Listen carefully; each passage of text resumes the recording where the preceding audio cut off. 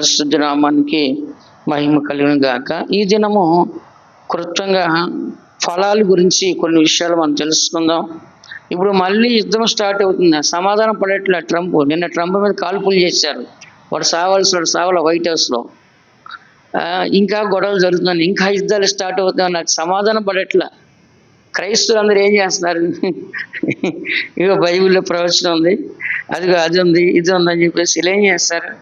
ఇవన్నీ ప్రసంగాలు చేస్తారు అన్ని సంఘాల్లో.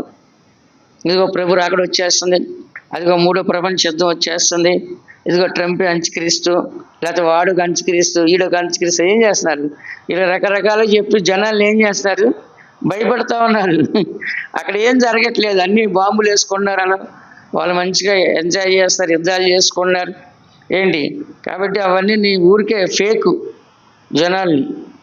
కాబట్టి మనం ప్రార్థన చేసుకొని మనం ఏం చేయాలంట? ప్రభు రాకడికి మనము సిద్ధపడాలి అంతే. ఆ యుద్ధాలు జరగనియండి. దేవుడు ఏమన్నాడు? రాకడకు ముందు ఏం జరుగుతుందంట?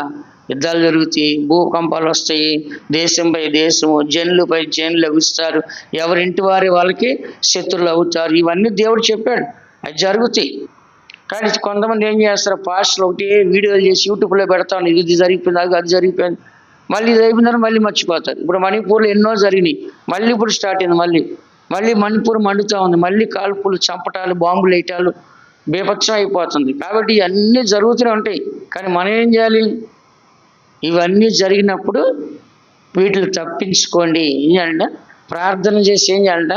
తప్పించుకోవడానికి మనము ప్రయాసపడాలి. ఇవన్నీ జరుగుతాయి, యేసు ప్రభువు చెప్పాడు, అవన్నీ జరుగుతూనే ఉన్నాయి. కాబట్టి దేవుని బిడ్డలైన మన అందరం కూడా ఈ సత్యాన్ని మనం చదువుతున్నాం. యోహాను సువార్త 15వ అధ్యాయం 2వ వాక్యాన్ని చదువుకుందాం.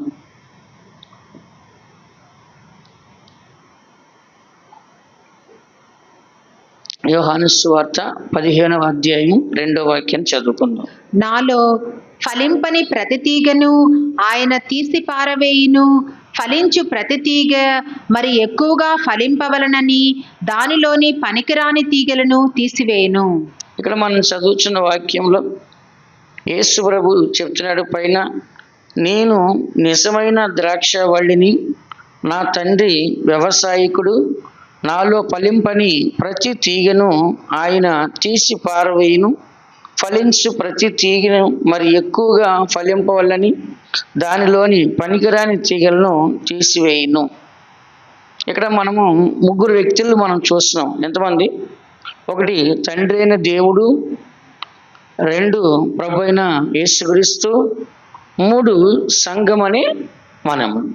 నా తండ్రి వ్యవసాయకుడు, నేను నిజమైన ద్రాక్షవల్లిని, మీరు తీగలు అంటున్నాడు. ఏమనంట? తీగలు. కాబట్టి ఇక్కడ 3 కలిసి ఉంటున్నారు. ఇప్పుడు ఒక పంట పండాలంటే దేవుడు కావాలి, అలాగనే యేసు ప్రభు కావాలి, మనము కూడా కావాలి. కాబట్టి ఈ 3 కలిసినప్పుడే ఆ పంట అనేది ఫలిస్తుంది. మనకి ప్రాణం ఉంది, ఆత్మ ఉంది, శరీరం ఉంది. అలాగే మనకి దేవుడు కూడా మన జీవితంలో ఉన్నప్పుడు మాత్రమే మనం ఫలిస్తాం. ఇంట్రడక్షన్ అంటే మన అభిషేకం పొందినప్పుడు చెప్పాను. ఏం చెప్పాను? దేవుడు మనలో నివాసం చేయాలని కోరుచున్నాడు. ఎలా? ఆత్మ వరముల ద్వారా, పరిశుద్ధాత్మ వరముల ద్వారా, ప్రవచన వరముల ద్వారా, భాషల వరముల ద్వారా. ఇలాగ దేవుడు ఏం చేస్తాడంటే మనలో క్రియ చేయాలి, మనలో ఉండాలి, సంఘాన్ని క్షేమాభివృద్ధి చేయాలి, ఈ వరముల ద్వారా సంఘాన్ని ఉజ్జీవింప చేయాలి అని చెప్పేసి దేవుడు మనలో ఉండాలని కోరుతున్నాడు. అందుకని మనం చదువుతున్నాం, నేను నిజమైన ద్రాక్షవల్లిని. ఎవరు నిజమైన ద్రాక్ష చెట్టు? ఎవరో? యేసు ప్రభు. నా తండ్రి వ్యవసాయకుడు. ఎవరంట? యేసు ప్రభు ద్రాక్ష చెట్టు అయినప్పటికీ ఆ చెట్టుని సాగు చేయడానికి ఎవరంట? తండ్రి అయిన దేవుడు ఉన్నాడు. ఆ చెట్టులో ఫలాలు ఎవరంట? మనమే. చెప్పండి, ఎవరంట? ఫలాలు మనం. వ్యవసాయకుడేమో తండ్రి, ద్రాక్ష చెట్టు ఏమో యేసు ప్రభు, తీగలు ఎవరు? మనం. ఆ తీగలు కాసే ద్రాక్ష ఎవరంట? ఆత్మ ఫలాలు. ఏమంట? ఆత్మ ఫలాలు. కాబట్టి తండ్రి అయిన దేవుడు ఉన్నాడు, కుమారుడు యేసుక్రీస్తున్నాడు, తీగలు మనం ఉన్నాము, ఆ ఫలాలు కూడా అక్కడ కనబడుతున్నాయి. కాబట్టి ఆ తీగల్లోనే ఫలాలు వస్తాయి. అంటే మనలోని ఆత్మ ఫలాలు ఫలించాలి, ఆత్మ వరాలు ఫలించాలి, ఏంటి కృపా వరాలు మనలో ఫలించాలి. ఇవన్నీ కూడా మనలో ఫలించాలి అంటే కనుక మనం ఏం చేయాలంట? యేసుప్రభులో ఉండాలి. యేసుప్రభు ఏం చేయాలంట? తండ్రిలో ఉండాలి. అందుకేం చెప్పాడు? నేను తండ్రి ఏకమైన లాగున మీరు కూడా నాతో ఏకమై ఉండాలి కదా, నాకు వేరుగా ఉండి మీరు ఏమీ చేయలేరని చెప్పిన. అందుకని మన యొక్క జీవితంలో ఈ దినాన్ని మీరు ఒకటి నేర్చుకోండి. నాతో నా తల్లిదండ్రులు ఉన్నారు లేరా అని మీరు చూసుకుంటారు, నా అత్తమామలు నాతో ఉన్నారు లేరా అని చూసుకుంటారు, లేకపోతే నా అన్నదమ్ములు నాతో ఉన్నారు లేరా అని చూసుకుంటారు, లేకపోతే నా బంధుమిత్రులు నాతో ఉన్నారు లేరని చూసుకుంటారు, లేకుంటే నా స్నేహితులు నాతో ఉన్నారా లేరని చూసుకుంటారు, లేకుంటే ఇరుగు పొరుగు వారు నాతో ఉన్నారు లేరని చూసుకుంటారు.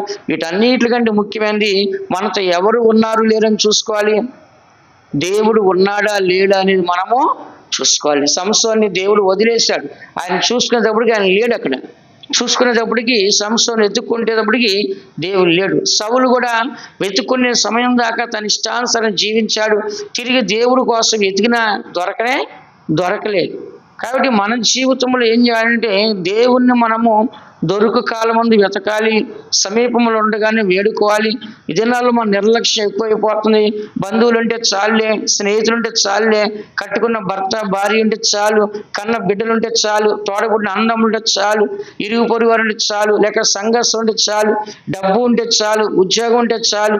ఇలాగ మనం ఏంటంటే ఏదో ఒకటి మనం బేస్ చేసుకొని ఈ జీవితానికి ఇది సరిపోద్దులని చెప్పేసి మనం అనుకుంటూ ఉన్నాం. కానీ అది కాదు. ముఖ్యంగా అన్నిటికన్నా ముఖ్యంగా దేవుడు ఉన్నాడా లేడా అనేది మాత్రం మనము పరీక్షించుకోవాలి. యేసుప్రభుని తీసుకున్న ఎగ్జాంపుల్గా యేసుప్రభు తండ్రి ఎప్పుడు కలిసే ఉంటారు, అది మీకు తెలిసింది. ఎక్కడ విడిపోయారు అందరూ ఒకసారి? సిలువలో. నా దేవా నా దేవా నన్ను ఎందుకు చెయ్యి విడిచిపెట్టేశావు అంటే దేవుడు వదిలేసిన మరుక్షణం అని తెలిసిపోయి వెంటనే నన్ను ఎందుకు వదిలేసావు అని దేవుని ఏం చేస్తాడు? ఆయన అడిగి అరిశాడు, భయంకరంగా కేకలు వేశాడు. నా దేవా నన్ను ఎందుకు వదిలేసావు అని చెప్పేసి భయంకరంగా అరిశాడు. అంటే ఈ దేవుడు వదిలేసిన మరుక్షణం ఆయనకి తెలిసిపోయింది. అందుకనే మనల్ని మనుషులందరూ వదిలేసినా పర్లా, ఎవరు వదిలేయకూడదు? దేవుడు వదిలేయకుండా చూసుకోవాలి. దేవుడు నాతో ఉన్నాడా లేడా, దేవునితో నేను కలుస్తున్నానా లేదా అనేది మనం చూసుకోవాలి. తండ్రితో కుమారుడిని యేసుప్రభు కలుస్తున్నాడు, కుమారుడితో మనం తీగలు ఏం చేయాలంట? కలిసి ఉండాలి. కలిసి ఉన్నప్పుడు మనం ఏం చేస్తాము? ఫలాలు ఫలిస్తాం, లేకపోతే ఫలాలు ఫలించని వీళ్ళు కాదు. కాబట్టి ఇక్కడ మనం చదువుతున్న 2వ వాక్యంలో, నాలో ఫలింపని ప్రతి తీగను ఆయన తీసి పారవేయును, ఫలించు ప్రతి తీగను మరి ఎక్కువగా ఫలింపవల్లని దానిలోని పనికిరాని తీగలను తీసివేయుడి అని ఇక్కడ మనం చదువుతున్నాం. కాబట్టి ఇక్కడ పనికొచ్చే తీగలు ఉన్నాయి, పనికిరాని తీగలు కూడా ఉన్నాయి. కాబట్టి ఫలించకపోతే ఆ కొమ్మలు ఏం చేస్తారు? కొట్టేస్తారు. ద్రాక్ష చెట్టు అయినా సరే, మామిడికాయ చెట్టు అయినా సరే, సపోటా చెట్టు అయినా సరే, జామకాయ చెట్టు అయినా సరే, తోటలు ఏం చేస్తారు? కొన్ని కొమ్మలు ఎండిపోతాయి. ఎండిపోయినప్పుడు ఏం చేస్తారు? వాటిని కొట్టి తీసుకెళ్ళి కాల్చేస్తారు. అట్లా ఆ చెత్తను తీసి ఏం చేస్తారంట? కాల్చేస్తారు. కాబట్టి మన జీవితంలో కూడా దేవుళ్ళు గనక మనం ఫలించకపోతే, దేవునికి వేరుగా మనం ఉంటే గనక దేవుడు మనం తీసుకెళ్ళి అగ్నిగుండంలో వేస్తారని చెప్పేసి ఇక్కడ వాక్యాన్ని మనము చదువుతున్నాం. అందుకని దేవుని బిడ్డలైన మనము ఫలించే ద్రాక్ష చెట్లాగా ఉండాలా, లేకపోతే ఫలాలు లేని ద్రాక్ష చెట్లాగా ఉండాలా? చెప్పండి. ఫలించే ద్రాక్ష చెట్లాగా ఉండాలా, ఫలించని ద్రాక్ష చెట్లాగా ఉండాలా? ఫలించే ద్రాక్ష చెట్లాగా ఉండాలి. చాలా మంది ఫలింపని ద్రాక్ష చెట్లాగా ఉన్నారు. అలా ఉండకూడదు. అలా ఉన్నట్లయితే దేవుడే శపిస్తున్నాడు. ఎవరు శపిస్తారంట? ఫలాలు లేని చెట్టుని ఎవరు శపిస్తారంట? దేవుడే శపిస్తాడు. మత్తయి సువార్త 21వ అధ్యాయం 19వ వాక్యం ఒకసారి చదువమ్మా. మత్తయి సువార్త 21వ అధ్యాయము 19వ వాక్యాన్ని ఒకసారి చదవండి. అప్పుడు త్రోవ పక్కన ఉన్న ఒక అంజురపు చెట్టును చూచి దాని యొద్దకు రాగా దాని యందు ఆకులు తప్ప మరేమీ కనబడలేదు.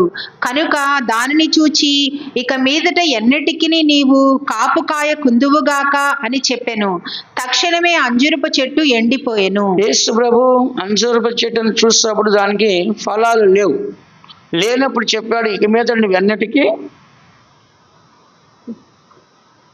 ఎన్నటికి ఫలింపకుండుగాక అని చెప్పాడు. ఇంకా అది అక్కడే వెంటనే ఏమైందంట? ఎండిపోయి ఏమైందంట, చచ్చిపోయింది. అందుకని దేవుని దృష్టిలో మనము శపించబడిన వారు ఉండాలా, ఫలించే వారికి ఉండాలా? దేవుడు ఎందుకు ఆ చెట్టును శపించాడు? ఇప్పుడు ఎగ్జాంపుల్గా ఆదాముని దేవుడు చేసి ఆశ్రయించి ఫలించి అభివృద్ధి పొందండి అని చెప్పాడు. కానీ ఆదాము ఏం చేశాడు? దేవుని మాట వినకుండా సాతాను మాట విన్నప్పుడు మళ్ళా అదే దేవుడు అదే ఆదాముని దేవుడు శపించి అన్ని రకాల శాపాలు ఇచ్చి ఏదైనా తోటలోంచి బయటికి వెళ్ళగొట్టేశాడు కదా. ఏ నోటితో దేవుడు దీవించాడో అదే నోటితో దేవుడు ఏం చేశాడు? శపించేశాడు. అలాగని ఇక్కడ ఈ యొక్క అంజూరపు చెట్టు కథ మీకు తెలుసు. ఒక అంజూరపు చెట్టు ఉంది, దాని చుట్టూ ఏం చేశాడంట? బురుసు కట్టి రాళ్ళన్నీ ఏరి నీళ్లు పోసి ఎరువేసి అన్నీ చేసి ఏం చేయాలంట? ఫలించలేదు. మరలా అవకాశం ఇచ్చాడు, మరలా 1 సంవత్సరం అవకాశం ఇచ్చాడు, అయినా వాడు ఏం చేయాలంట? ఫలించలేదు. కాబట్టి ఫలించకపోతే ఆ చెట్టు చూసి ఎవరికైనా సంతోషం ఉంటుందా? మేము రోజు సిస్టర్ గారు నేను ఇద్దరం ఇట్లా వెళ్ళి అట్లా వెళ్తే అక్కడ చిన్న పార్క్ ఉంటుంది.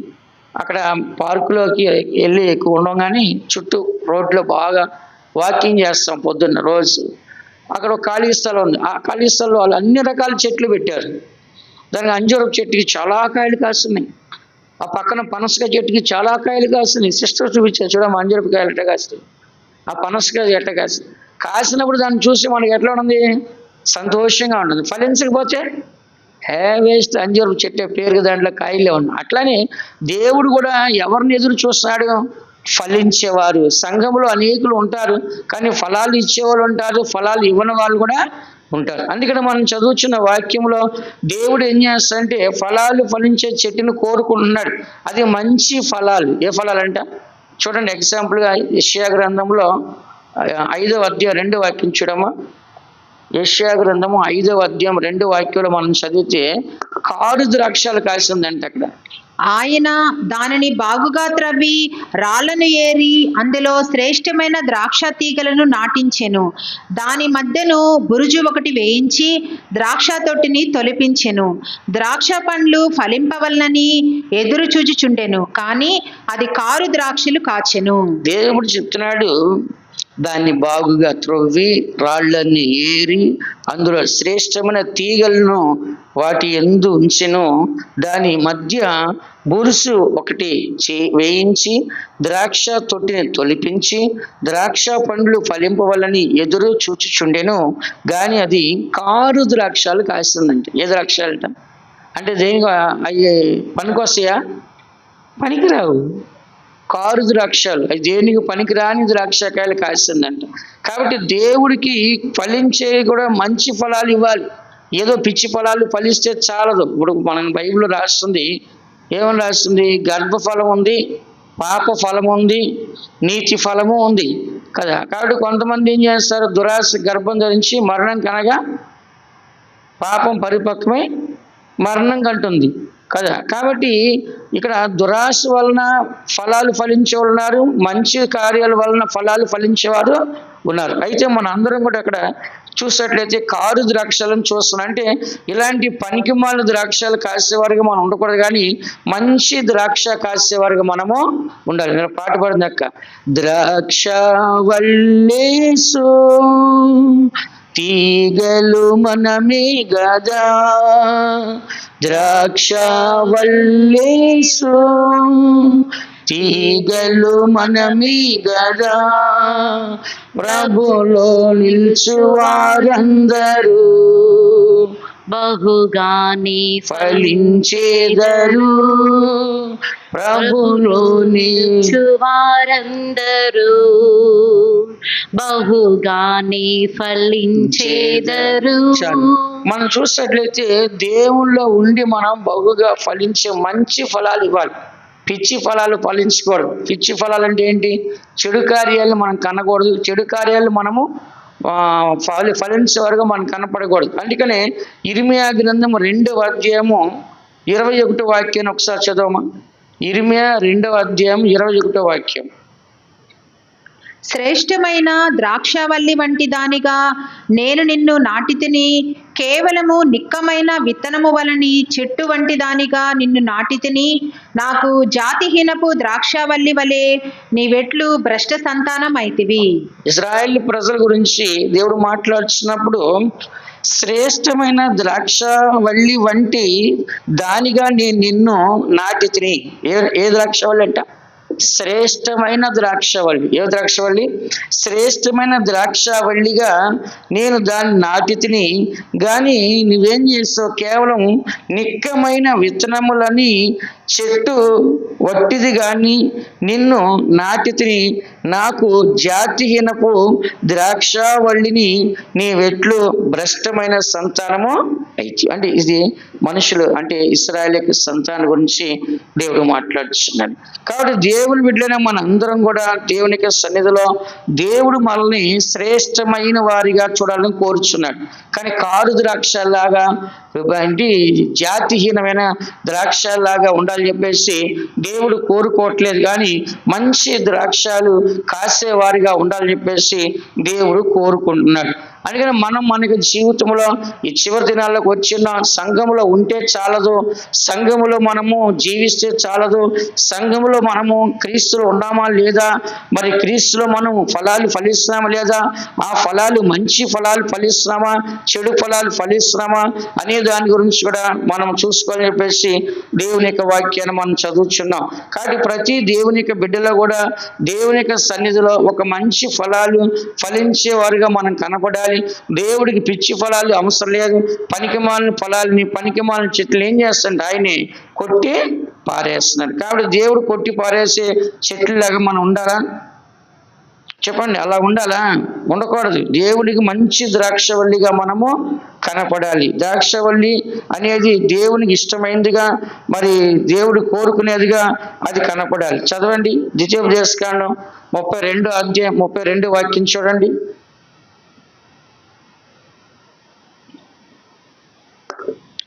వారి ద్రాక్షవల్లి సొదొమ ద్రాక్షవల్లి, అది గొమొర్రా పొలములలో పుట్టినది. వారి ద్రాక్ష పండ్లు పిచ్చి ద్రాక్ష పండ్లు, వాటి గెలలు చేదైనవి.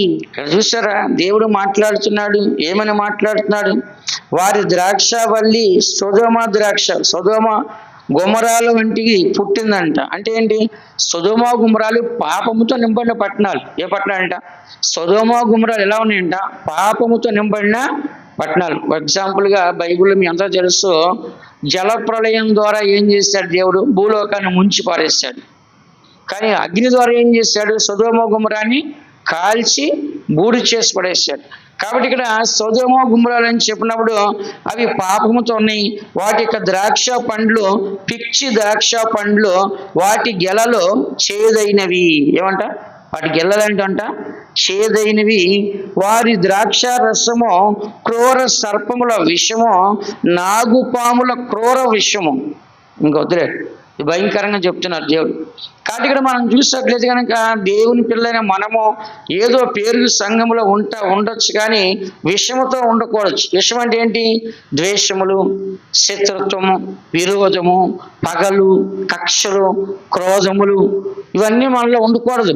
మంచి ద్రాక్షలాగా ఉండాలి అంటే కనుక ఇలాంటి పిచ్చి కారు ద్రాక్షాలు, లేకుంటే కాని ఫలాలు ఫలించేవారుగా, లేకుంటే భ్రష్ట సంతానంగా, భక్తి జాతిహీన ద్రాక్షలుగా, లేదంటే పిచ్చి ద్రాక్షలుగా ఇలాగ మనం ఉండకూడదు. కానీ మంచి ద్రాక్ష ఫలాలు ఫలించేవారుగా మనము కనపడాలి. చాలా మంది మనం చూస్తున్నాం మంచి ద్రాక్ష ఫలాలు ఇవ్వలేని వారిగా కనపడుతున్నారు. కానీ మనం ఏ ఫలాలు ఇవ్వాలి? చెప్పండి. మంచి ద్రాక్ష ఫలాలు మనము ఇవ్వాలి, కానీ వ్యర్థమైన వాటిని మనము ఇవ్వకూడదు. దేవుడు కోరుకున్నది ఏంటంటే మంచి ఫలాలు ఫలించాలని చెప్పేసి దేవుడు కోరుచున్నాడు. రోమరాసిన పత్రిక 7వ అధ్యాయం 5వ వాక్యాన్ని ఒకసారి చూడండి. రోమిలికి రాసిన పత్రిక 7వ అధ్యాయం 5వ వాక్యం. ఏలయనగా మనము శరీర సంబంధులమై ఉండినప్పుడు మరణార్థమైన ఫలమును ఫలించుటకై ధర్మశాస్త్రము వలనైన పాపేచ్ఛలు మన అవయవములలో కార్యసాధకములై ఉండెను.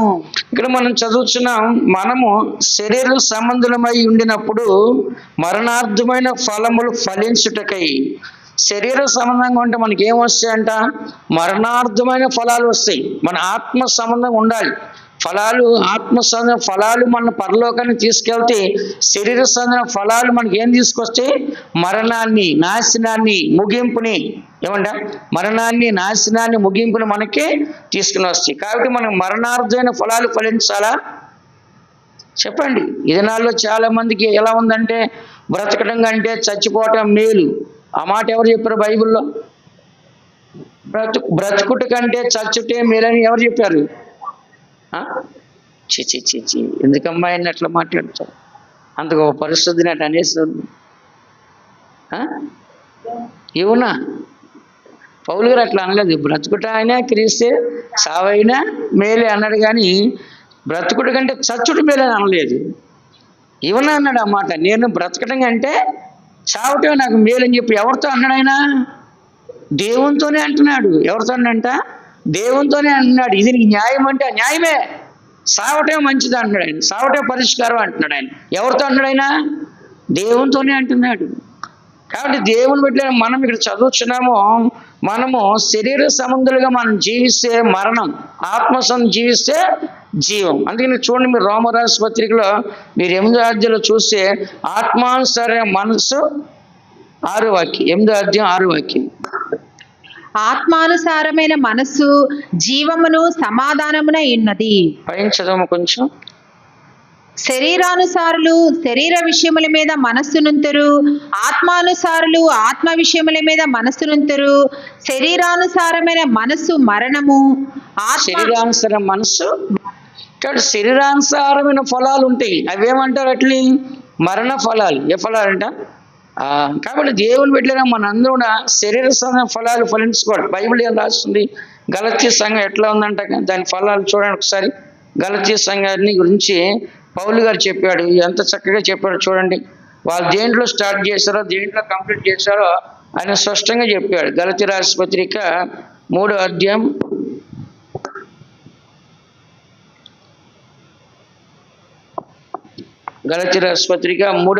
3వ వాక్యం.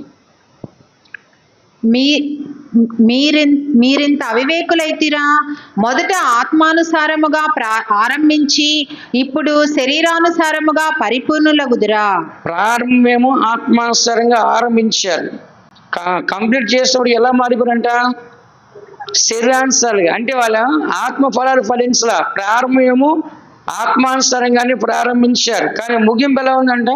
శరీరానుసారం. కాబట్టి మన జీవితంలో మారు మనసు పొంది, పాపక్షమాపణ పొంది, బాప్తిసం పొంది, పరిశుద్ధాత్మ అభిషేకం పొంది, మంచి ఉపదేశాన్ని పొంది, అభిషేకాన్ని పొంది, వరాలు పొంది, ఇలాగో ప్రారంభంతో ఆత్మానుసారం ఉంటుంది. తర్వాత మనం ఎలా అయిపోతున్నాము? యోనాలాగా. లేకుంటే ఈయనెవరు? ఏలియా గారు. ఎలా ఉన్నంట ఆయన? మరణ అపేక్ష గలవాడు. ఏ అపేక్ష అంట? మరణం కావాలి కావాలి అంటున్నాడు ఆయన. ఎవరైనా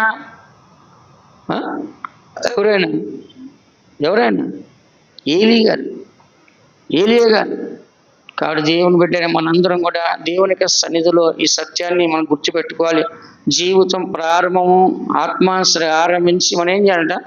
ఆత్మానుసారంగానే ముగించాలి. మళ్ళీ ఎక్కడికి వెళ్ళిపోకూడదు? శరీరానుసారంగా వెళ్ళిపోతే మనకు మరణం వస్తుంది.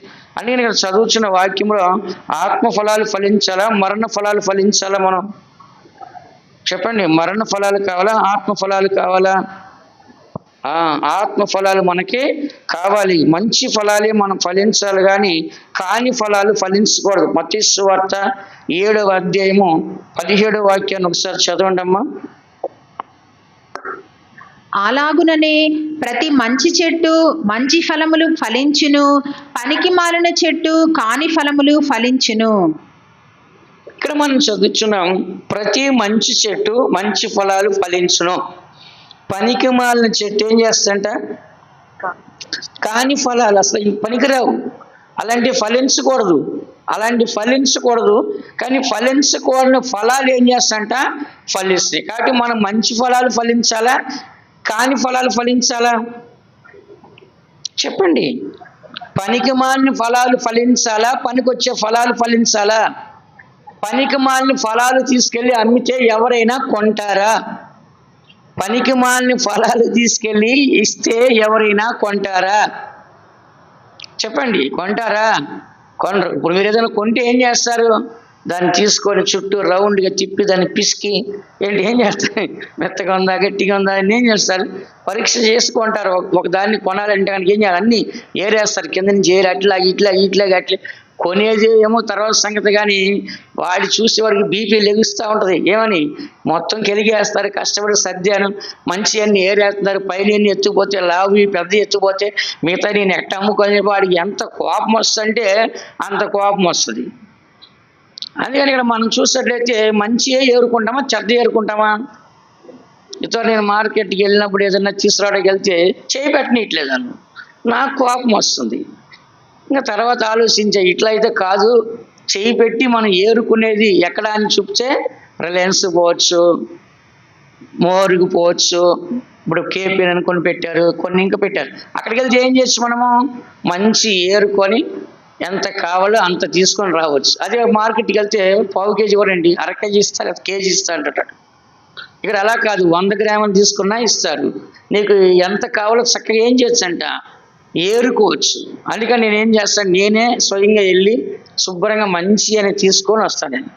ఎందుకంటే తినేది అది ఒకటి. నేను ఇంక చిల్లర తిండిలు తిన్నాను, బయట తిండిలు తిన్నాను, బయటికి వెళ్ళి ఏది నేను తిన్నా ఇంట్లోనే తింటాను.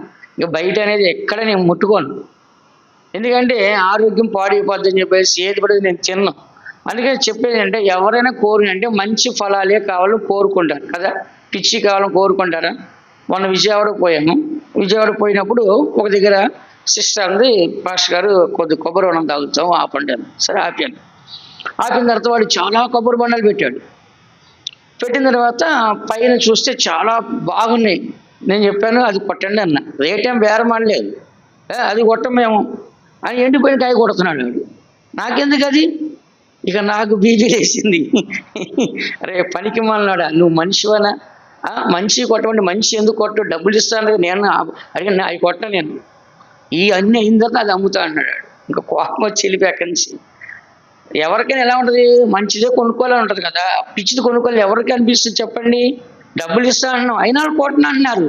అంటే ఫ్రెష్ అన్నీ దాచిపెట్టుకొని పనికి మాలిని అమ్మేయాలంట. ముందు ఆ చెత్త అంతా అమ్మేసిన తర్వాత ఏం చేస్తారంట, మంచి అమ్ముకుంటారంట.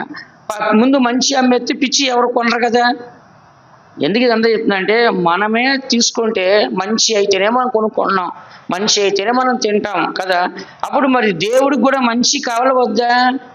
మన ఇంట్లో పెట్టుకొని మనం తినడానికి అంత మంచి కావాలనుకుంటే మరి పరలోకంలో దేవుడు మనల్ని ఉంచాలనుకుంటున్నాడు, మహిమలో ఉంచాలనుకుంటున్నాడు. కోట్ల మంది దేవదూతలు, కోట్ల మంది పరిశుద్ధులు, తండ్రి కుమార పరిశుద్ధాత్మ దేవుడు, ఆది అంతము లేని నాశనము కాని రాజ్యం. అక్కడికి వెళ్ళి మనం ఉండాలంటే మనం పనికిమాల ఫలాలు ఉండాలా, కాని ఫలాలు ఉండాలా, పిచ్చి ఫలాలు ఉండాలా, జాతీయమైన ఫలాలు ఉండాలా, లేకుంటే మంచి శ్రేష్టమైన ఫలాలు ఉండాలా? చెప్పండి, ఎలా ఉండాలి? శ్రేష్టమైన ఫలాలుగా మనం ఉండాలి. కాబట్టి ఇక్కడ చదువుతున్న వాక్యంలో దేవుని యొక్క ఉద్దేశం అంటే మనందరూ మంచి ఫలాలు ఫలించాలని దేవుడు కోరుచున్నాడు. కానీ పనికిమాలిన ఫలాలు ఫలించాలని దేవుడు ఏనాడు కూడా ఎవరిని కూడా కోరుకోడు. కానీ పిచ్చి ఫలాలు ఏం చేస్తాడు? తీసుకెళ్ళి నరకలు వేస్తాడు. 19 వాక్యం చదవండి, కింద 19 వాక్యం చదవమ్మా. మత్తయి సువార్త 7:19 అమ్మా. మంచి ఫలములు ఫలింపని ప్రతి చెట్టు నరకబడి అగ్నిలో వేయబడును. కాబట్టి మంచి ఫలాలు ఫలించకపోతే ఆ చెట్టు నరకబడి ఎక్కడికి వెళ్తుందంట? అగ్నిగుండంలోకి వెళ్తుంది. కాబట్టి మనం అగ్నిగుండానికి వెళ్ళాలా? చెప్పండి, అగ్నిగుండానికి వెళ్ళాలా? వెళ్ళకూడదు. కాబట్టి దేవునిలో మనం ఉంటేనే బహుగా మనం ఫలిస్తాము. యోహాను సువార్త 15వ అధ్యాయం 5వ వాక్యం చదవండి. మనము దేవునిలో ఉన్నప్పుడు బహుగా మనం ఫలిస్తాం. ద్రాక్షావళిని నేను, తీగలు మీరు. ఎవడు నా యందు నిలిచియుండునో, నేను ఎవని యందు నిలిచియుండునో వాడు బహుగా ఫలించును. నాకు వేరుగా ఉండి మీరేమీ చేయలేరు. చూసారా? ద్రాక్షావళిని నేను, తీగలు మీరు. ఎవడు నా యందు నిలిచియుండునో, నేను ఎవని యందు నిలిచియుండునో వాడు బహుగా ఫలించును. నాకు వేరుగా ఉండి మీరేమీ చేయలేరు. అందుకని మన అందరూ ఎవరి యందు నిలిచి ఉండాలి? దేవుని యందు మనం ఏం చేయాలంట? నిలిచి ఉండాలి. దేవుల్లో మనం నిలిచి ఉంటే కనుక మనం ఫలిస్తాం. దేవుల్లో మనం లేకపోతే మనం ఫలిస్తామా? ఫలించాం. నిలబడి ప్రార్థన చేయాలి. నిలబడి విశ్వాసంలో కనపడాలి, నిలబడి కృపలో కనపడాలి, నిలబడి సమాధానంలో కనపడాలి, నిలబడి ప్రేమలో కనపడాలి, నిలబడి పరిస్థితుల్లో కనపడాలి, నిలబడి దేవుని చిత్తంలో మనము కనపడాలి. కాబట్టి దేవుల్లో మనం నిలిచి ఉండాలి. ఎవరు అంట చెప్పండి, దేవుళ్ళు మనం ఏం చేయాలంట, నిలిచి ఉండాలి. అందుకని కింద 16 వాక్యం చదవమ్మా. 16 మీరు నన్ను ఏర్పరచుకొనలేదు, మీరు నా పేరట తండ్రిని ఏమి అడుగుదురో అది ఆయన మీకు అనుగ్రహించినట్లు మీరు వెళ్ళి ఫలించుటకును మీ ఫలము నిలిచిండుటకును నేను మిమ్మను ఏర్పరచుకొని నియమించితిని. ఇక్కడ మనం చదువుచున్నాము, ఏమని మనం చదువుచున్నాము, మీరు నన్ను ఏర్పరచుకొనలేదు, మీరు నా పేరట తండ్రి ఏమి అడుగుదురో అది ఆయన మీకు అనుగ్రహించినట్లు మీరు వెళ్ళి ఫలించుటకును మీ ఫలము నిలిచిండుటకును నేను మిమ్మను ఏర్పరచుకుంటుని నియమించితిని. అందుకని దేవుని బిడ్డలైన మనందరం కూడా ఈ దినాన్ని ఫలిస్తున్నామంటే అది మన గొప్పతనమా? లేదు. తండ్రి మనం అడిగినప్పుడు తండ్రి మనకి ఏం చేస్తాడంట, దేవుళ్ళు మనం నిలబెట్టి మనల్ని ఏం చేస్తాడంట, ఫలింపజేస్తున్నాడు. అందుకే మీరు ఫలించకును ఏంటి అభివృద్ధి పొందడానికి ఏం చేయాలంట, వెళ్ళి నిలిచి ఉంటాకి, ఫలించడానికి నీ ఫలములు నిలిచి ఉండడానికి మీరు వెళ్ళి ఏం చేయాలంట, ఫలించండి. కాబట్టి దేవుడు మనల్ని ఏర్పరచుకున్నాడు, లోకములోంచి మనల్ని వేరు చేశాడు, లోకములోంచి మన కుటుంబంలోంచి వేరు చేశాడు, మన కులములోంచి వేరు చేశాడు, మన మతములోంచి వేరు చేశాడు, మన జాతిలోంచి వేరు చేశాడు, మన భాషలోంచి వేరు చేశాడు. దేవుని కొరకు మనల్ని పిలిచి ఏర్పరచుకొని మనం ఫలించాలని, దేవుడు నిలబడాలని, పరలోకంలో దేవుడు ఉండాలని దేవుడు కోరుచున్నాడు. అందుకని దేవుని బిడ్డలైన మనము ఈ సత్యాన్ని చక్కగా చదువుచున్నాం. దేవుళ్ళో మనం ఫలించాలి. చెప్పండి అందరూ, ఎవరిలో ఫలించాలంట, దేవుళ్ళో ఉంటేనే మనం ఫలిస్తాం, దేవుళ్ళో నిలిచి ఉంటేనే ఫలిస్తాం. ద్రాక్ష వల్లిని నేను, తీగలు మీరు అంటున్నాడు. కాబట్టి ఆయన ఎవరో నిలిచినాడు, తండ్రిలో నిలిచినాడు. తండ్రి ఎవరో, ఆయనకి వ్యవసాయకుడు. విన్నారా? ఇప్పుడు సృష్టి ఎక్కడి నుంచి వచ్చింది, తండ్రి దగ్గర నుంచి వచ్చింది. ఎక్కడి నుంచి వచ్చిందంట, ఇప్పుడు దేవునికి మనుషులకి మధ్యవర్తి ఎవరో, యేసు ప్రభు. ఎవరంట, యేసు ప్రభు. యేసు ప్రభులో మనం ఏం చేస్తాము, ఫలిస్తూ ఉన్నాం. అందుకే నేను చదువుతున్న వాక్యంలో మనము ఈ వ్యర్థమైన ఫలాలు ఫలించాలా ఫలించకూడదా చెప్పండి. ఏ ఫలాలు? కారు ద్రాక్షాలు, తర్వాత జాతీయ ద్రాక్షాలు, ఆ తర్వాత పిచ్చి ద్రాక్షాలు, ఆ తర్వాత కాని ఫలములు. విన్నారా? ఇలాగే ఇవన్నీ కూడా జాతిహీన ఫలాలు, ఇవన్నీ కూడా పనికిరాని. ఇలాంటి ఫలాలు మనం ఫలించుకోవడం, అవి కూడా ఉన్నాయి. ఇప్పుడు చెట్లు చూడండి, మంచి కాయలు కాసే చెట్లు ఉంటాయి, పిచ్చికాయలు కాసే చెట్లు ఉంటాయి. ఏంటి చక్కగా అందంగా ఉంటాయి, అవి కూడా చూస్తానికి మనకు తినాలనిపిస్తుంది, కానీ అవి విషముగా ఉంటాయి. దొండకాయలు ఉంటాయి, మనం తినే దొండకాయలు, పిచ్చి దొండకాయలు కూడా ఉంటాయి. తెలుసా మీకు? చేదు, విషం, పుట్ట. సేమ్ దొండకాయలే మళ్ళీ అవి కూడా. అట్లాగే రకరకాలుగా ఏంటంటే మంచి ఉంటే దాంట్లో ఎలా ఉంటాయి అంట, పిచ్చి కూడా ఉంటాయి. అందుకని మనం ఏం చేయాలంటే మంచియే మనం కొనుక్కుంటాం, మంచియే మనం వండుకుంటాం. ఇప్పుడు దోసకాయ ఉంది, దాంట్లో ఏం చేస్తారు, కూరలు వేసేటప్పుడు చేదు చూస్తారా, వేసేస్తారా? దోసకాయ కదా, వేసేయచ్చు కదా. ఏం చేస్తారు? బీరకాయ ఉంటుంది, బీరకాయని ఏం చేస్తారు, చేదు చూస్తారా, వేసేస్తారా? ఒకసారి నేను బీరకాయ కూర వండాను, చేదు చూడటం నాకు తెలియదు. ఫుల్గా వండిందని చూస్తే చేదు పుట్ట నోట్లో పెట్టలేకపోతున్నాను. ఇంకొక ఆమెకి ఇచ్చాను, ఇంతకుముందు జయమ్మని ఒక ఆమె ఉండేది. ఏం పాస్ కింద చేదు ఉందంటే అది ఆరోగ్యానికి మంచిది, కడుపులో క్రిములు చచ్చిపోతాయి, అది నువ్వు తినాలని చెప్పి. నేను చేసిన తప్పుని కవర్ చేసుకోవడానికి ఆరోగ్యానికి మంచిది, కడుపులో క్రిములు చచ్చిపోతాయి, నువ్వు అది తినాలి అని చెప్పి నేను తిన్నాను, నువ్వు కూడా తినని చెప్పి ఆమెకి ఇచ్చేసాను, దాన్ని నేను తినలేదు. అట్లాగా ఇప్పుడు దోసకాయలు ఏదైనా కూడా ఏం చేస్తాం, మనము చూసుకుంటాము. అట్లాగే దేవుడు కూడా మంచి కావాలా, పనికి మళ్ళీ కావాలా చెప్పండి. శరీర సంబంధ ఫలాలు ఏమంటాం, మరణానికి అంటే మరణ ఫలాలు ఎందుకు దేవుడికి? ఏ ఫలాలు కావాలి? జీవ ఫలాలు కావాలి కదా. జీవవృక్షాన్ని మనకి ఇస్తా అంటున్నాడు, నిత్య జీవాన్ని ఇస్తానంటున్నాడు. కాబట్టి మనం వ్యర్థంగా మేము చర్చికి వెళ్తున్నాము, మేము క్రైస్తవమే, మేము చర్చిలో మంచి సంఘం నెంబర్లమే మేము అని చెప్పేసి మనం ఏదో నామకార్థంగా ఫలాలు ఫలిస్తే పనికిరాదు. దేవుడికి శ్రేష్టమైన ఫలాలు, ఏ ఫలాలంట? శ్రేష్టమైన ఫలం అంటే మంచిగా, అందుకే బైబిల్ రాస్తుంది భక్తులే శ్రేష్ఠులు, వారు నాకు కేవలము ఇష్టం. దేవుడికి శ్రేష్టమైనది భక్తి గల జీవితము. పైకి భక్తి గల వారు వలె ఉండి దాని శక్తిని ఆశ్రయింపని వారు దేవుడికి అవసరం లేదు.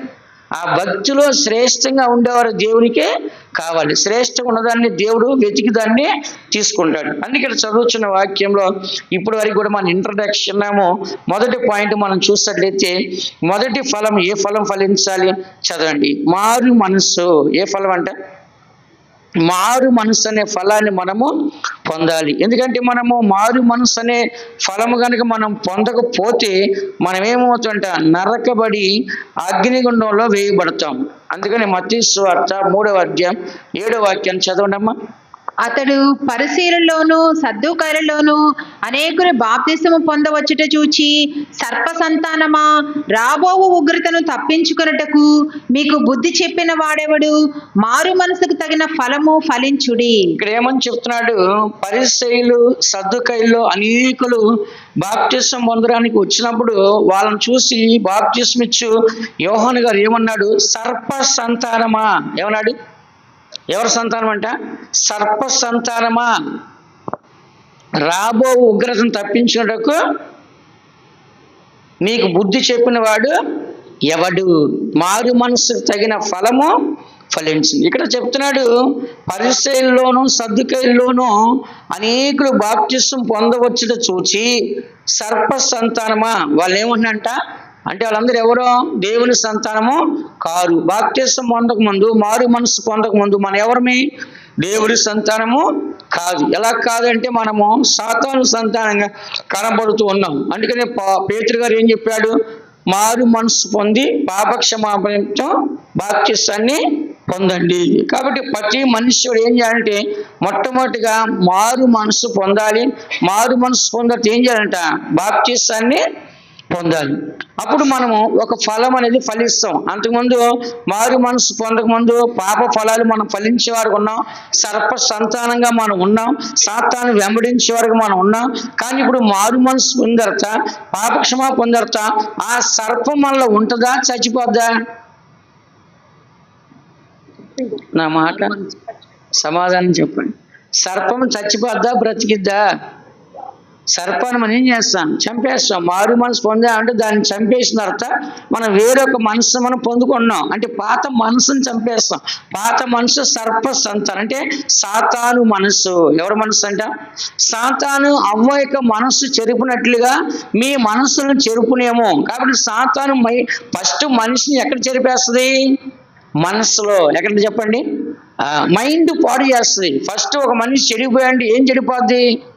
మైండ్ చెడిపోద్ది. మైండ్ చెడిపోయిందంటే ఆ మనిషి ఏం చేస్తాడో వాడికి తెలియదు, మెంటల్గా చేస్తుంటాడు. అందుకే నేను చదువుతున్న వాక్యంలో సర్ప సంతానమా అన్నాడు అంటే దానికి అర్థం అంటే ఆనాడు ఆదాము అవ్వల యొక్క మనస్సుని సర్పము చెడగొట్టింది కాబట్టి వాళ్ళందరికీ సర్పం మనస్సే ఉంది, సాతాను మనస్సే ఉంది.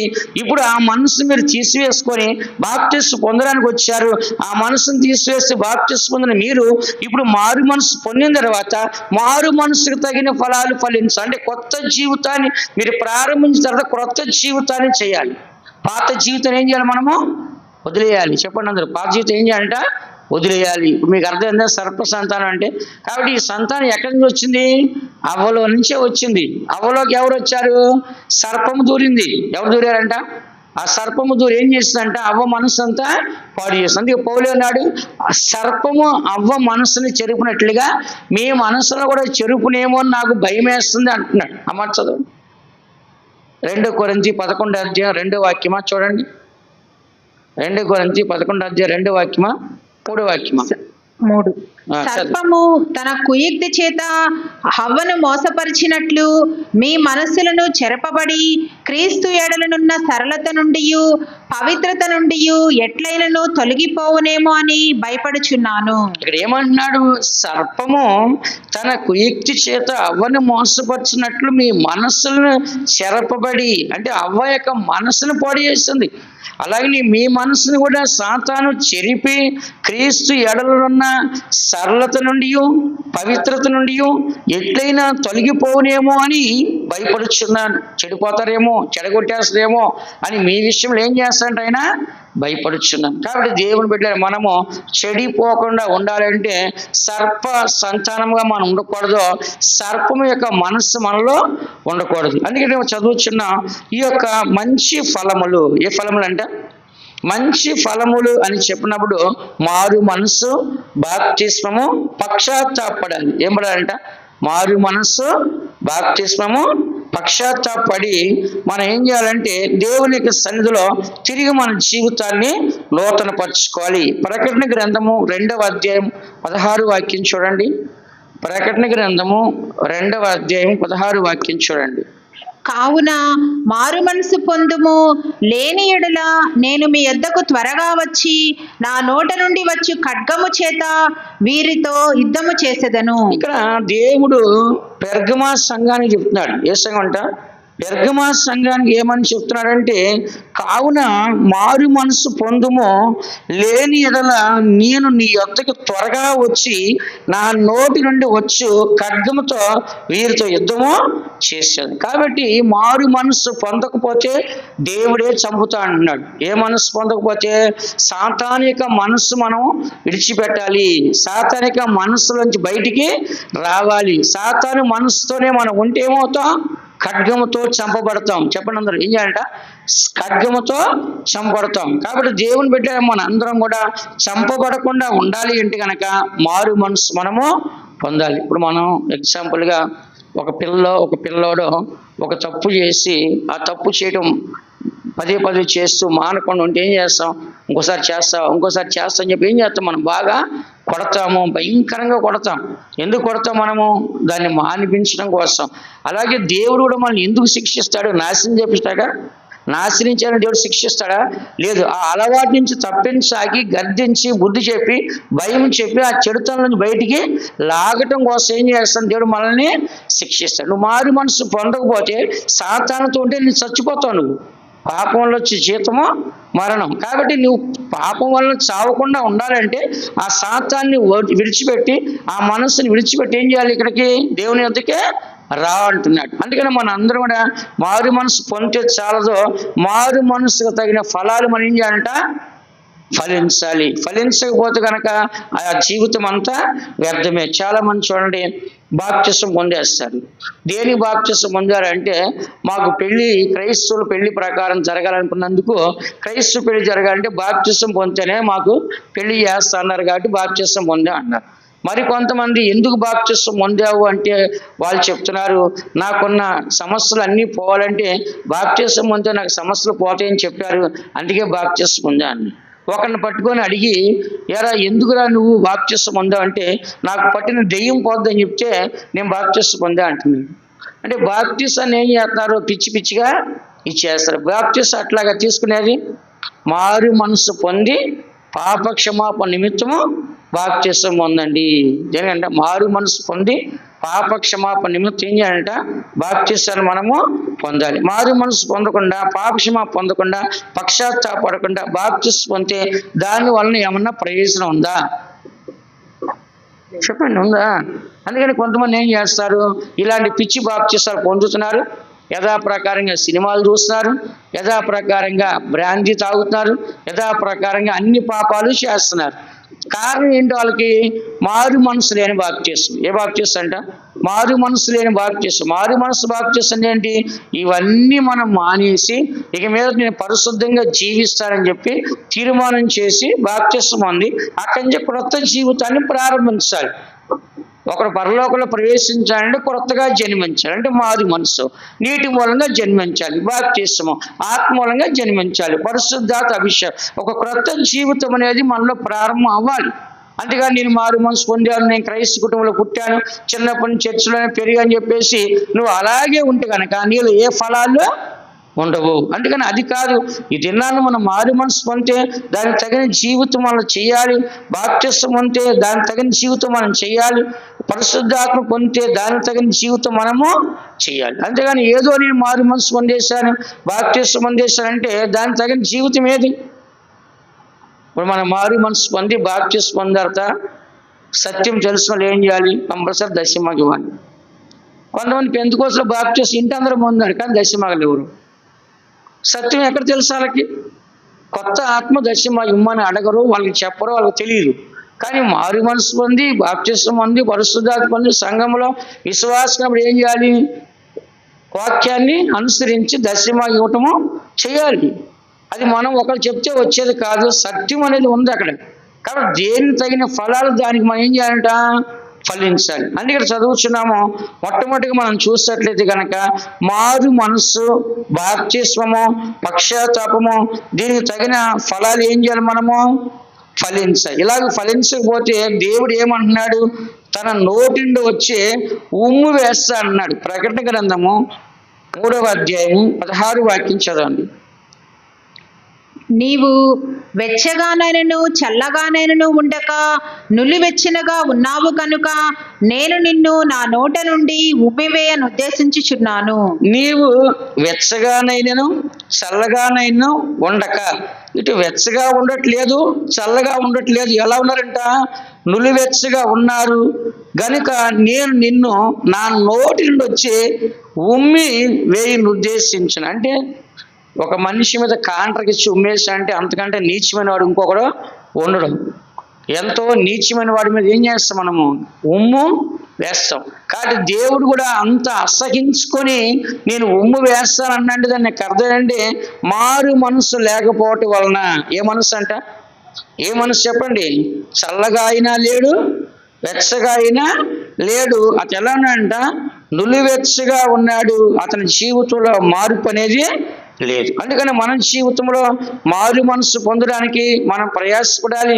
ఏ స్థితిలో పడిపోయామో, ఎక్కడ పడిపోయామో దాన్ని ఏం చేయాలంటే మనము జ్ఞాపకం చేసుకుని ఏం చేయాలంటే మనము మారు మనసు పొందాలి. పొందకపోతే కనుక మనము నూతన జీవితాన్ని చేయలేము. ఇది ఎఫెసీయుల రాసిన పత్రిక 2వ అధ్యాయం 5వ వాక్యాన్ని ఒకసారి చదవండి. ఎఫెసీ 2:5. సారీ ప్రకటన గ్రంథం 2వ అధ్యాయం 5వ వాక్యం. ప్రకటన 2:5. నీవు ఏ స్థితిలో నుండి పడితివో అది జ్ఞాపకము చేసుకొని మారు మనసు పొంది ఆ మొదటి క్రియలను చేయుము. అట్లు చేసి నీవు మారు మనసు పొందితేనే సరి, లేని ఎడల నేను నీ యొద్దకు వచ్చి నీ దీపస్తంభమును దాని చోట నుండి తీసివేతును. ఇక్కడ మనం చదువుతున్నాం, నీవు ఏ స్థితిలో నుండి పడితివో అది జ్ఞాపకం చేసుకొనుము.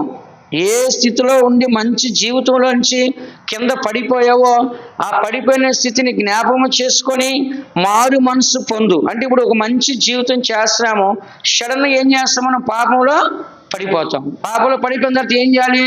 ఎక్కడ పడిపోయామో, ఎప్పుడు పడిపోయామో, ఎలాగ పడిపోయామో దాన్ని ఏం చేయాలి? మనము జ్ఞాపకం చేసుకొని మళ్ళీ ఆ పాపాన్ని విడిచిపెట్టి మనస్సుని మళ్ళా పాపం చేసే మనస్సుని మార్చుకొని మళ్ళీ ఏం చేయాలి? మనము నూతన జీవితం చేయడానికి రావాలి. కానీ మనం అదే పాపం చేసి అదే జీవితాన్ని కంటిన్యూ చేస్తూ ఉంటే కనుక మనల్ని ఏం లేనట్టు? మారు మనస్సు లేనట్లే. మారు మనసు లేనప్పుడు ఏమైంది? ఆ పడిపోయిన స్థితిలోనే మనం ఏం చేస్తాం? ఆ పాపం వలన వచ్చే జీతము మరణాన్ని మనము పొందవలసి ఉంటుంది. అందుకని మన అందరూ ఏం చేయాలంటే దేవుని యొక్క సన్నిధిలో మనం ఎలా ఉండాలంటే వెచ్చగైనా ఉండాలి, లేకుంటే నిలువెచ్చగా ఉండాలి. కానీ మనము ఇలా చెడ్డవారు ఉండకూడదు. కానీ మొదటి క్రియలు చేయడానికి మనం ప్రయాసపడాలి. మొదటి క్రియలు అంటే పసివాడి యొక్క ప్రాణంతో సమానం. ఏ సమానం అంట? మొదటి క్రియలు అంటే ఏ సమానము? పసివాడితో. మత్తయి సువార్త 18వ అధ్యాయం 3వ వాక్యం చూడండి. మత్తయి సువార్త 18వ అధ్యాయం 3వ వాక్యం. మీరు మార్పు నొంది బిడ్డల వంటి వారైతేనే కాని పరలోక రాజ్యములో ప్రవేశింపరని మీతో నిశ్చయముగా చెప్పుచున్నాను. కాబట్టి మార్పు నొందాలి. పసిబిడ్డలాగా మనం మారిపోవాలి. చిన్న పిల్లలాగా మనం ఏం చేయాలంట? మారిపోవాలి. చిన్న పిల్లలు మనకి ఎలా ఉంటారు చెప్పండి? చిన్న పిల్లలు మనకి ఎలా ఉంటారు? ముద్దుగా ఉంటారు. ఎలా ఉంటారంట? వాళ్ళు చేసే చిన్న చిన్న పనులు, వాళ్ళు మాట్లాడే చిన్న చిన్న మాటలు మనకి ఎలా ఉంటాయి అంట? చాలా ముద్దుగా ఉంటాయి. మనకి చాలా సంతోషంగా ఉంటుంది. మేము నెలకు ఒకసారి 2 నెలలకు ఒకసారి కానీ అట్లాగా విజయవాడ వెళ్తాం. పని మీద వెళ్ళినప్పుడు కానీ నేను వెళ్తాం. వెళ్ళినప్పుడు సిస్టర్ వాళ్ళ ఇంటికాడే ఉంటాను. నేను అక్క వాళ్ళ ఇంటికాడ అక్కడ ఉంటాను. సిస్టర్ వాళ్ళ ఇంటికాడ కూడా నైట్ ఏమో ఉంటాను నేను. అప్పుడు వాళ్ళ చెల్లి కూతురు ఉంది, ఇక్కడ ఇంత ఉండదు ఆ పాప. నేను వస్త్రాన్ని తెలిస్తే రూమ్ అంతా శుభ్రం చేసి, మంచం అంతా శుభ్రం చేసి, బెడ్షీట్లు దిండ్లు వేస్తుంది. ఎంత బ్రహ్మాండంగా వేస్తా అంటే వేసి, టవల్స్ అని రెడీ చేస్తుంది, రెడీగా వాటర్ రెడీ చేస్తుంది, జ్యూస్ రెడీ చేస్తుంది, రాగానే అన్నీ ఇస్తుంది, అన్నీ చూస్తుంది. ఏంటి ఎట్లా చూస్తుంటే మీరు నమ్ముతారు నమ్మరు, అంత బాగా చూస్తుంది, అంత బాగా చూస్తుంది. మీరు నమ్మండి. నేను వెళ్ళినప్పుడల్లా వచ్చేటప్పుడు ప్రేయర్ చేస్తే 1000 రూపాయలు కానికిస్తుంది నాకు ఆ పాప దాచుకున్న డబ్బుల్లోంచి 1000 రూపాయలు నాకు కానికిస్తుంది ప్రతిసారి. మళ్ళీ చిన్న పిల్ల నాకు అన్నీ దగ్గరుండి అన్నం వడ్డిస్తుంది, తాగడానికి తీసుకొస్తుంది, మజ్జిగ కావాలా, ఆమ్లెట్ కావాలా, ఎగ్ దోశ కావాలా, అన్నీ చేసుకొస్తుంది. ఇంతే ఉంటుంది. నన్ను ఎంత బాగా చూస్తుంది అంటే అంత బాగా చూస్తుంది. అప్పుడు మాకు ఎంత సంతోషం తెలుసా, అసలు మాకున్న బాధ అన్నీ మర్చిపోయి ఇంకా పాపని దగ్గర తీసుకొని చక్కగా మాట్లాడుతుంటాను, చక్కగా ఏం కావాలని తీసుకొచ్చి ఇస్తూ ఉంటాను. ఇట్లా ఎందుకు చెప్తాను, చిన్న బిడ్డలు చూసాడు మనకే అంత సంతోషం ఉంటుంది కదా. అప్పుడు మనం కూడా చిన్న బిడ్డల్లాగా ఉంటే దేవుడు సంతోషం ఉండదా? ఇప్పుడు ఈ దినాలు ఇంత పిల్లల్ని కదిపితే కంపు, ఎవరన్నా మాట వింటాడా? ఒక్క మాట చెప్తే నేనే చేస్తా, నేను చేయను, నేను వెళ్ళను, నాకే తెలీదు అని ఇప్పుడు ఎంత ఎదిరిస్తున్నారు తెలుసా. ఈ రోజున ఒక చిన్న పిల్ల కూడా లోపడట్లేదు. కానీ దేవుడు ఏమన్నాడు, నువ్వు చిన్న బిడ్డలాగా మార్పు నందు, నీ మనస్సు మార్చుకో, నీ హృదయాన్ని మార్చుకో, నీ ఆలోచనలు మార్చుకో, నీ ప్రవక్తను మార్చుకో, నీ స్వభావం మార్చుకో.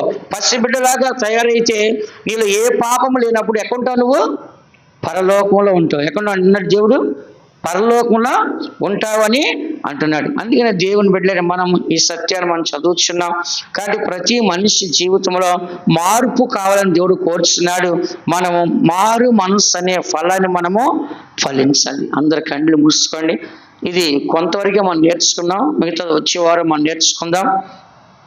కాబట్టి మొట్టమొదటిగా కాని ఫలాలని, పిచ్చి ఫలాలని, మరి జాతిహీన ఫలాలని, ఇలాగా వ్యర్థమైన ఫలాలు మనం ఫలించడం చూసాం. దేవుళ్ళు నిలిచిండు వాడు బహుగా ఫలిస్తారని చెప్పి మనం చూస్తున్నాం. కాబట్టి దేవుని పిల్లలైన మన అందరం కూడా మొట్టమొదటి ఫలం ఏ ఫలం అంట? మారు మనసు అనేది. మంచి ఫలాలు మనం ఫలించాలి. ఈ మంచి ఫలాల్లో మొదటి ఫలం ఏ ఫలము? మారు మనసు. మనలో మార్పు ప్రారంభించాలి. సర్ప సంతానమా, మీకు ఈ కాలముని తప్పించుకోమని చెప్పిన వాడు ఎవడు అని మాట్లాడి ఉన్నాడు. నిజంగానే ఆ యొక్క సర్ప సంతానాన్ని తప్పించుకోవడానికి వాళ్ళు వచ్చి మారు మనసు పొంది బాప్తిస్మం పొందారు. అప్పుడు యోహాను గారు మారు మనసు తగిన ఫలాన్ని మీరు ఫలించండి, ఫలించకపోతే ఆ చెట్టు కొట్టివేయబడి నరకములో అగ్ని ఉండములో వేయబడుతుందని చెప్తాడు. అందుకనే మన అందరం కూడా వ్యర్థమైన ఫలాలన్నీ ఫలించకుండా దేవుడు కోరుకునే శ్రేష్టమైన ఫలాలు ఫలించి దేవునితో కూడా పరలోక రాజ్యం ఉంటాకి దేవుడు మనల్ని సాయించిన గాక, దేవుడు మనల్ని ఆశీర్వదించిన గాక. వ్యవసాయకుడు మా తండ్రి, నిజమైన ద్రాక్షవల్లీసు, నిజమైన ద్రాక్షవల్లీసు, ఫలించని తీగలను ప్రభువే నరికి పారవేయును. ఫలించు ప్రతి తీగెను శుద్ధి చేసి బహుగా ఫలింపచేయును. ఫలించు ప్రతి తీగెను శుద్ధి చేసి బహుగా ఫలింపచేయును. వ్యవసాయకుడు మా తండ్రి, నిజమైన ద్రాక్షవల్లీసు, నిజమైన ద్రాక్షవల్లీసు, ఫలించని తీగలను ప్రభువే నరికి పారవేయును. ఫలించు తీగెను శుద్ధి చేసి బహుగా ఫలింపచేయును. ఫలించు ప్రతి